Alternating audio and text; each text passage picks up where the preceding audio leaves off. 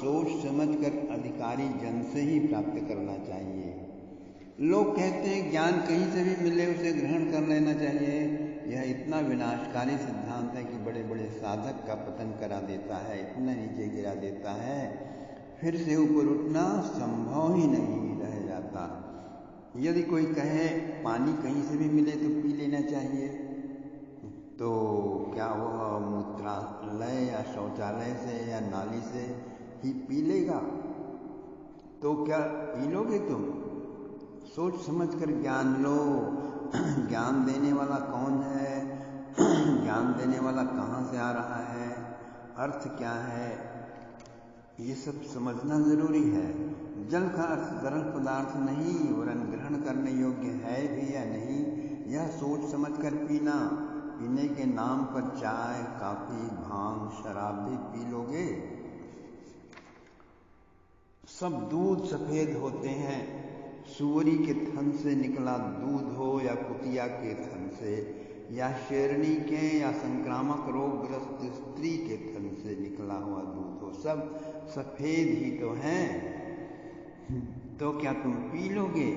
Jersey का दूध भी सफेद होता है, लेकिन रोगोत्पादक होता है, कैंसर कारक होता है, पागलपन कारक भी होता है और नपुंसकता कारक भी होता है।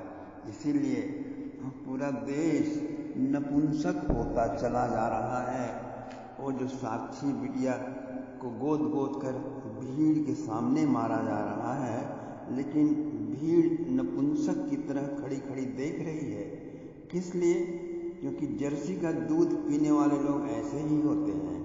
भैंस का दूध दिमाग जाहिल करता है, आलस्य निद्रा को बढ़ाता है, लेकिन स्वस्थ देशी गाय का दूध औषधि ही नहीं अमृत तुल्य होता है। एक जल गंगोत्री से या नारियल से या वर्षा से, गुलाब से, केवड़ा से, समुद्र से, ओस से या शौचालय से भी निकलता है।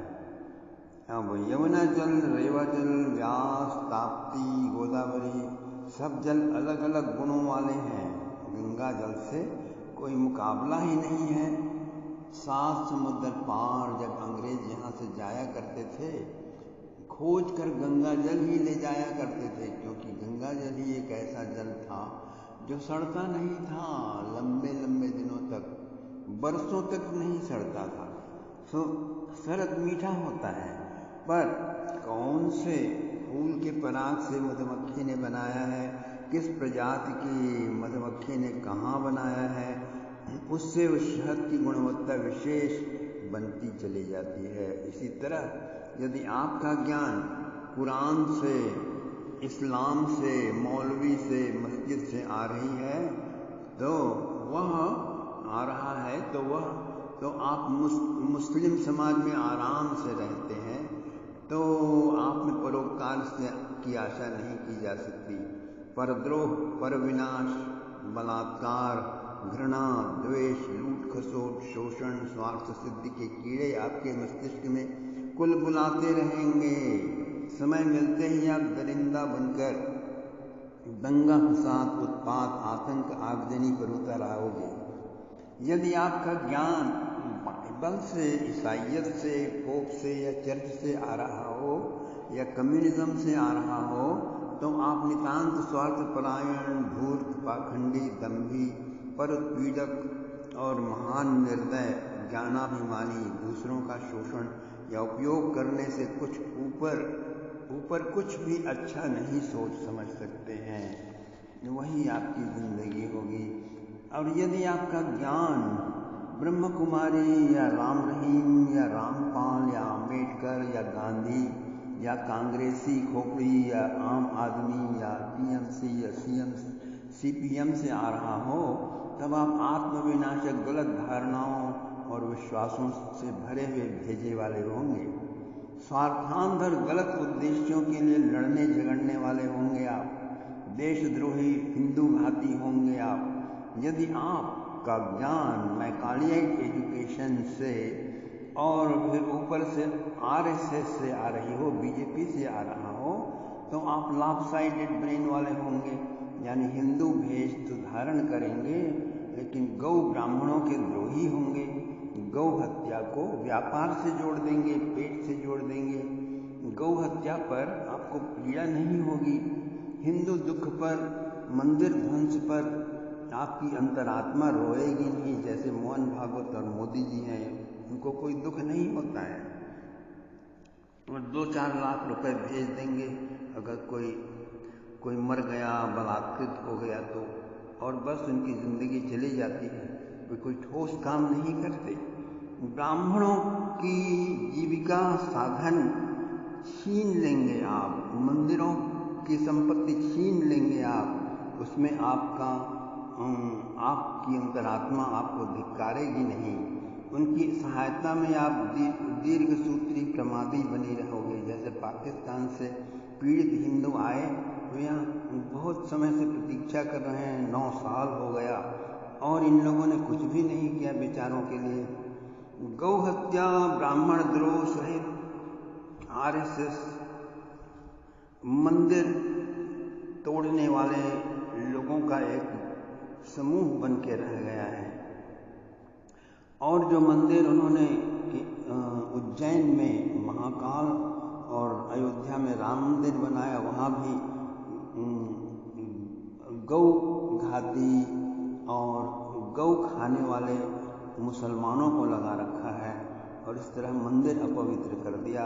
और वहाँ से भी आरएसएस के सिद्धांतों के अनुसार कार्य हो रहा है, यानी विशुद्ध ब्राह्मण डीएनए के लोगों को पुजारी नहीं रखा जाएगा, अपितु अस्पृश्य जाति के लोगों के द्वारा पूजा की जाएगी, और वहाँ मुस्लिम भी अधिकारी होंगे। इस तरह की बुद्धि जो निर्मित हुई है मोदी या आरएसएस वालों में, वो अब्बासी ब्रांड हिंदुइज्म है। उसके फॉलोअर बिल्कुल अलग होते हैं, वे अहिंदू होते हैं और कालांतर में हिंदू द्रोही हो जाते हैं। इतने अंधे रहोगे कि धर्मात्माओं और म्लेच्छों में कोई अंतर दिखना बंद हो जाएगा। सुनोगे तो भी समझ न पाओगे। हिंदू पोप से डरे हुए रहोगे, शंकराचार्यों से डरे हुए रहोगे, दूर दूर रहोगे। तो किससे ज्ञान लें, किसका अनुगमन करें, किनकी वार्ता प्रामाणिक होती है, वेद शास्त्र सम्मत होती है। यदि आर्य समाजियों से ज्ञान लोगे तो जिज्ञासा, शीलता और लाखों वर्ष प्राचीन मंदिरों पुराणों के सूक्ष्म विज्ञान से हाथ धो डालोगे और निराकुतर्की बन जाओगे। कुछ अच्छे भी कार्य करोगे, आयुर्वेद में निष्णात भी हो सकते हो, और ऊपर से वेदों की ज्ञाता भी हो सकते हो, लेकिन वह प्रामाणिक नहीं होगा। ओशो, कृष्णमूर्ति, पीएमआर से ज्ञान लोगे, पुस्तकी ज्ञान का कीड़ा खोपड़ी में कुलकुलाता रहेगा। वो रविशंकर की तरह थोड़ी सी शांति मिल जाएगी, इंट्रोस्पेक्शन करने की औकात नहीं रहेगी। स्वयं को सबसे बड़ा जानकार और दूसरों के दोष और तपाक से दिखते रहेंगे। कोई भी गूढ़ गहन साधना योग्य देश, समाज, धर्म की सेवा के सर्वथा अयोग्य रहे आओगे। और साईं बाबाओं से ज्ञान लोगे तो दौलतमंद बीबी या शौहर के लिए मस्जिद, मजार, मंदिर और पीरों की टांगों में नाक रगड़ने के सिवाय कुछ न सीख पाओगे। तुम्हारा ज्ञान 2 पैसे का रहेगा, कभी भी कुछ भी बनने के लिए तैयार रहोगे। इसलिए मेरे आत्मस्वरूप बंधुओं, आपका ज्ञान योग वासिष्ठ से आना चाहिए। योग वासिष्ठ एक ऐसा ग्रंथ है जिसके लिए स्वामी रामतीर्थ ने कहा, इस पृथ्वी तल पर सूरज के नीचे अगर कोई एक पुस्तक अद्वितीय है, वह है योग वासिष्ठ। इसके जैसा न लिखा गया है, न लिखा जाएगा भविष्य में। यह इस तरह का सूर्यवत प्रकाशमान ज्ञान है। यही ज्ञान हम अपनी आगामी प्रवचनों में दे रहे हैं। मेरे आत्मस्वरूप बंधुओं, यह द्वितीय प्रवचन है। तो अयोध्या के राज दरबार में वशिष्ठ जी और विश्वामित्र जी के सामने जब महाराज दशरथ को सेवक ने श्री राम की स्थिति का वर्णन किया तो विश्वामित्र जी ने कहा, राजन, श्री रामचंद्र जी का ऐसा हाल है तो उनको यहाँ बुलवाओ, राजकुमार का दुख निवृत्त करेंगे वशिष्ठ जी। उनको ऐसा उपदेश देंगे कि उनका सब शोक निवृत्त हो जाएगा और उनको तत्वज्ञान प्राप्त होकर परमानंद की प्राप्ति होगी। वे संसार में एक आदर्श पुरुष होकर अपने जीवन को इस प्रकार जिएंगे कि संसार उनका अनुकरण करेगा। वे मर्यादा पुरुषोत्तम कहलाएंगे। यह सुनकर राजा दशरथ की चिंता बहुत कम हो गई और उन्होंने श्री राम को बुलवाया। श्री राम और लक्ष्मण वहाँ आए और सबको यथावत प्रणाम कर बैठ गए। वशिष्ठ और विश्वामित्र के पूछने पर उन्होंने अपने मन की व्यथा विस्तार पूर्वक सुनाई और उन्होंने कहा, जो जो मेरी शैशवावस्था व्यतीत हो रही है, मेरे मन में यह विचार दृढ़ होता चला जा रहा है कि संसार में कोई भी सार वस्तु नहीं है। जगत में मुझे कुछ भी आस्था नहीं रही। मेरी समझ में ही नहीं आता कि राज्य करने से, भोगों के पीछे दौड़ने से, लक्ष्मी का उपार्जन करने से, यानी धन का उपार्जन करने से और सुंदर स्त्रियों के संग से मनुष्य को किस सुख की प्राप्ति होती है। रात दिन मैं देखता हूँ कि जिनको यह सब वस्तुएं प्राप्त हैं वे भी महादुखी हैं। संसार के भोगों से सुख की आशा करना भ्रम है, मृग तृष्णा है, मृग मरीचिकावत है। इंद्रियों के भोग विषैले सर्प के फण की तरह दुखदायी हैं। मनुष्य को इस जीवन में कभी और कहीं भी शांति प्राप्त नहीं होती। जीवन के पीछे क्या होता है हम नहीं जानते। हम कहाँ से आते हैं, कहाँ जाते हैं, कुछ मालूम नहीं है। यह संसार क्या है, क्यों है, इसका क्या अंत है, हम कुछ नहीं जानते हैं। मनुष्य को किसी अवस्था में चैन नहीं है। शैशवावस्था मोहपूर्ण और दुखदायी है। युवावस्था स्त्री रूपी मृग तृष्णा के पीछे दौड़ने में नष्ट हो जाती है। वृद्धावस्था में सब शक्तियाँ क्षीण हो जाती हैं, काल सबको खा जाता है। तब फिर किस लिए मनुष्य संसार के पीछे दौड़ता रहता है। हे ब्रह्मन, मुझे तो संसार की किसी भी वस्तु की वांछा नहीं है, न मुझे जीवन से कुछ प्रेम है, क्योंकि मुझे इसमें कुछ भी सार नहीं दिखाई पड़ता। यदि आप जानते हो तो कोई ऐसा मार्ग बताओ जिससे मुझे परम शांति, परम पद की प्राप्ति हो। मुझे आप वह मार्ग बताओ जिस पर चलने से मुझे संसारों के गड्ढे में न गिरना पड़े, जिससे मैं संसार में रहते हुए भी संसार के दुखों में न फंसूं। यदि आप मुझे कोई ऐसा उपाय नहीं बतलाएंगे तो मैं स्वयं अपने आप ही सोचकर किसी ऐसे उपाय को ढूंढूंगा।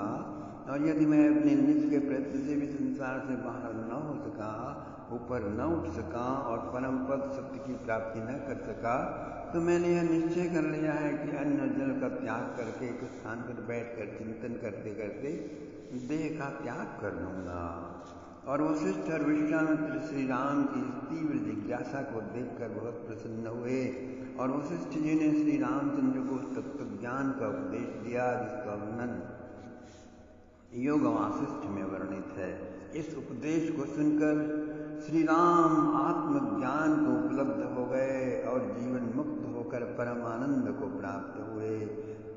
इसमें उन्हें 7 दिन का समय लगा और संसार में जल में कमल की तरह रहने वाले एक आदर्श पुरुष हो गए। श्री राम के जीवन को आदर्श बनाने वाला वशिष्ठ जी का उपदेश ही हम आपके सामने प्रस्तुत कर रहे हैं। श्री राम का विवेक और वैराग्य तत्व ज्ञान के लिए उनकी तीव्र जिज्ञासा देखकर विश्वामित्र ने श्री राम से कहा, हे राम, तुम तो तत्व ज्ञान के योग्य अधिकारी हो, तुमको ज्ञान प्राप्त करने में कुछ भी आयास और समय नहीं लगेगा। तुम्हारा अज्ञान का पर्दा बहुत ही पतला हो गया है। और वशिष्ठ जी के उपदेश मात्र से ही तुम्हारा ज्ञान निष्ठ होकर आत्मज्ञान का प्रकाश होगा और तुम जीवन मुक्त होकर इस संसार में जीवन व्यतीत करोगे। सुखदेव की तरह, ठीक सुखदेव की तरह तुम ज्ञान के उत्तम अधिकारी हो और उनकी नाई ही तुमको क्षण भर में ज्ञान हो जाएगा। श्री राम ने पूछा, हे मुने, शुक के ज्ञान प्राप्त होने की कथा आप मुझे सुनाइए। तो विश्वामित्र जी ने कहा कि पिछले कल्प की बात है। पिछले कल्प के द्वापर युग के प्रारंभ में भगवान व्यास के पुत्र शुक सब शास्त्रों में निष्णात थे। एक समय उनके मन में विचार आया कि मैंने सब कुछ पढ़ लिया, किंतु अभी तक मुझे न परमानंद का अनुभव हुआ और न यही मालूम हुआ कि यह संसार कैसे उत्पन्न हुआ और कैसे इसकी निवृत्ति होगी। यह सोचकर कि उनके पिता व्यास सर्वज्ञ हैं, वे ही उनकी शंकाओं की निवृत्ति करेंगे, सुखदेव अपने पिता के पास गए और उनके सम्मुख उन्होंने अपनी जिज्ञासा प्रकट की। व्यास जी ने उनको कहा कि पुत्र, मैं सर्वतत्वज्ञ नहीं हूँ, राजा जनक सर्वतत्वज्ञ हैं। तुम उनके पास जाओ, वे ही तुम्हारी शंकाओं की निवृत्ति करेंगे। सुखदेव जी पिता की आज्ञा पाकर मिथिला नगरी पहुँचे और राजा जनक के द्वार पर आकर उन्होंने द्वारपाल से राजा से मिलने का आशय प्रकट किया और द्वारपाल ने जाकर राजा से कहा कि द्वार पर सुखदेव जी खड़े हैं और आपसे मिलना चाहते हैं। जनक जी समझ गए कि सुखदेव जी तो ज्ञान प्राप्त करने के निमित्त आए हैं, तो उन्होंने कहा, खड़े रहने दीजिए, खड़े रहने दो उनको। सुखदेव जी 7 दिन तक द्वार पर ही खड़े रहे। 8वें दिन राजा ने पूछा, सुखदेव जी खड़े हैं या चले गए?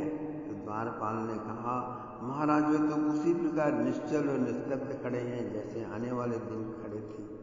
राजा ने कहा, उनको ले आओ और अंतःपुर में रानियों और सुंदर नारियों के मध्य उनको रखकर उत्तम प्रकार के भोजन कराओ। सब प्रकार के भोगों से युक्त कमरे में उनको रखो और सब सेवा करो। सुखदेव जी इस परिस्थिति में 7 दिन रहे, किंतु न उनको वहाँ रहने से हर्ष हुआ और न शोक।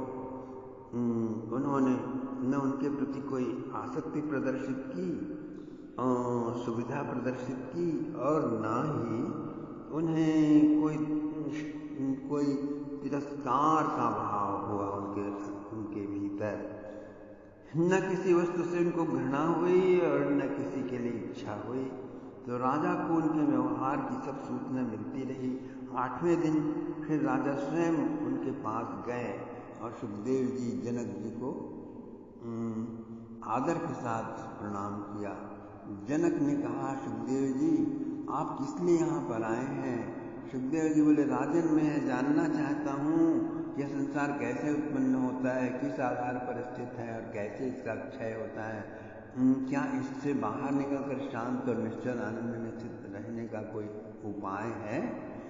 राजा जनक बोले, हे सुखदेव, यह संसार अपने चित्त में ही उत्पन्न होता है। चित्त के निसंकल्प निर्वेद निस्फुरण होने से क्षीण हो जाता है। चित्त के संकल्प में ही इसकी स्थिति है। दृश्य के लिए जब तक मन में वासना है तभी तक संसार का अनुभव होता है। वासना का सर्वथा क्षय होने से आत्मानुभव होकर परमानंद में स्थिति होती है। यह सुनकर सुखदेव जी मिथिला से सुमेरु पर्वत पर चले गए और वहाँ जाकर निर्विकल्प समाधि में लीन हो गए और निर्वाण पद में अवस्थित हो गए। मेरे आत्मस्वरूप बंधुओं, धन्यवाद। अगली कथा हम पुनर्मिलन पर करेंगे।